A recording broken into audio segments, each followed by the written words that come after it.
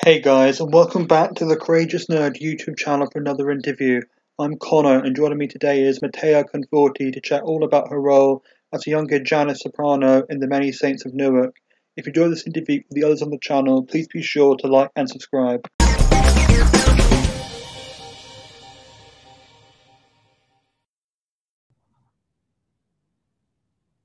So welcome, Mattea, and thanks for taking the time to speak with me today.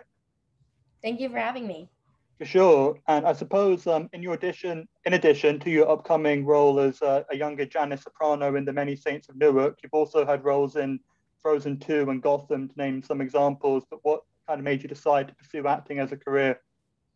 Well, when I was younger, I never really thought about getting into acting or singing. Okay. One day my parents had these friends who had an agency in mind, and they said that I should see an agent for some dancing roles because I was a competitive dancer. Hmm. And one day I went to an open call for Matilda, just for like a dancing ensemble role, and then 6 months later they called me back for the role of Matilda. Cool. Yeah. Were you a fan of the like the film with Danny DeVito from the 90s?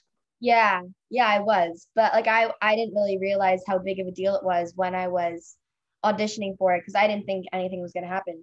Yeah. Yeah, for sure. And obviously, as I mentioned, during the Many Saints of Newark, which is a prequel to The Sopranos that's coming up very shortly. But without giving too much away, I suppose, like, what can you tease about the plot? Or, I mean, yeah, I guess for any fans of The Sopranos might be thinking of checking out the film. I think it definitely shows a lot of character development, and it Mm, definitely bridges the gap between if the audience was wondering what would have happened before The Sopranos, it definitely shows how mindsets were formed and how Tony Soprano became Tony Soprano and yeah, what happened and what shaped his personality. yeah. And I know the original series ended in 2007, and just knowing how old you are and doing the math, you'd been either very young. Were you born in I was 2007? one. You're I was one. one at six. Yeah, and I imagine still being quite young, I can't imagine you were familiar with. Did you watch the show before being involved with this film? I can't Well, imagine, but we filmed this a while ago. I was okay. 12. So Oh wow, okay. so I wasn't really allowed to watch the series then, Hmm. but my parents and my grandparents, my whole family are huge Sopranos fans, so Okay. they helped me out with the description of Janice and how to portray her. So that definitely helped me. Yeah, and I suppose like playing a younger version of an established character, it'd be daunting, I think, for anyone to take on. But did you take any direct inspiration from the portrayal in the series, or did you just kind of focus on the version in the script that you had? I mean, I kind of focused on the version that I had in the script, Mm, because I didn't watch the series before yeah. the movie came out, but I also was my parents definitely helped me when we were reading the lines together, and they were telling me what was going on in the series with Janice, so that Mm. definitely And obviously, as well as yourself, the cast also includes, it's very stacked. It's Leslie Odom Jr., John Berthel, Vera Farmiga, Ray Liotta, among others. And like, was there like a lot of pressure for you? I know you said you were 12 at the time, but like, was a lot of pressure for you, like working with those kind of names, or like, did you even get to like meet anyone in particular during the production of the film? I had a few scenes with Vera, and she was really nice. I loved Mm. her. She's such an incredible actress. And I was at the premiere, and when I did Matilda, I was one of those annoying kids that was like obsessed with the whole Hamilton cast and Okay, right. everything. So I was fangirling a bit over him at the Hmm. premiere. I got a picture with him, so I was excited to meet him, but I didn't really think about pressure or whatever actors I'm working with. Just kind of focused on myself and the scenes that I was in. Yeah, and obviously, like, there's no kind of direct reference to the name Soprano in the title of the films. People might not make that connection straight away, but for anyone who does watch it and is aware that it's connected to the Sopranos, what do you hope they take away from the film? I think that they'll definitely see that it's a movie that can hit all different types of genres Hmm. in um, in one take. There's um, there's gore, there's drama, there's suspense, thriller, comedy. Everything that you could want to watch is in Many Saints of Newark. So definitely one to watch. For sure. And I know you mentioned earlier that you've also performed on stage. I believe you've actually been on Broadway. Is that right?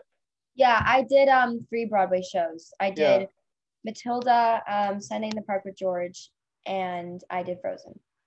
Oh, was that before you did Frozen 2? Yeah, so I did young Anna in the original cast of Frozen, and as I was doing Anna, I also auditioned for young Elsa in Frozen 2. So I got Right, nice. I mean, I guess maybe obviously the question to ask them would be: do you have a preference between the film and or like the screen and the stage, so to speak? I mean, they're so different to compare, really, because when Yeah. you're on stage, you get that live feedback from the audience every night. You have to learn everything in one night. You kind of have to like really be in character. You can't really slip out of character. But when you're in TV, you get those multiple takes. You can learn your lines right before each scene. You can come in, out of character, but also you don't have to make your movements or facial expressions as exaggerated because the camera is right in front of you. Yeah. So I really enjoy doing both, and I just think they're so different to compare.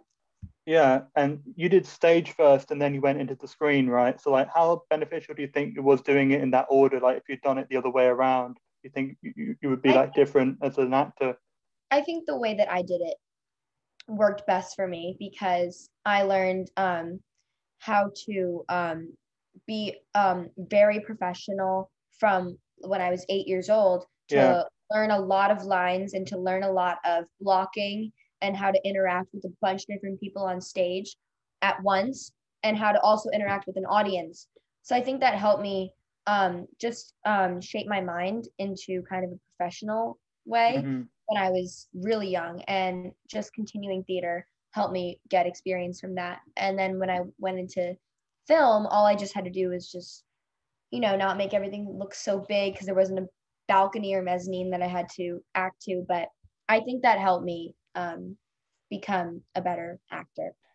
Yeah, absolutely. And actually, it's just the last question I've got for you here, and it's kind of a big one to drop on you at the end. So I apologize, lightheartedly anyway. But like professionally or or personally, what do you hope to accomplish in like the near future, like the end of this year, going into 2022? I hope to just book more and to stay involved in acting lessons Mm, and try to get as much experience as I can, because no matter what a role is, no matter what a character I could be playing, any experience is good or bad experience, and it helps you for the next big thing that you're going to book or produce. So I think that's what I want to focus on this year. yeah, I guess just to wrap this up by saying best of luck with the Many Saints of Newark and your like further ambitions and ventures in your career, and I guess all the best. Take care and stay safe. Thank you.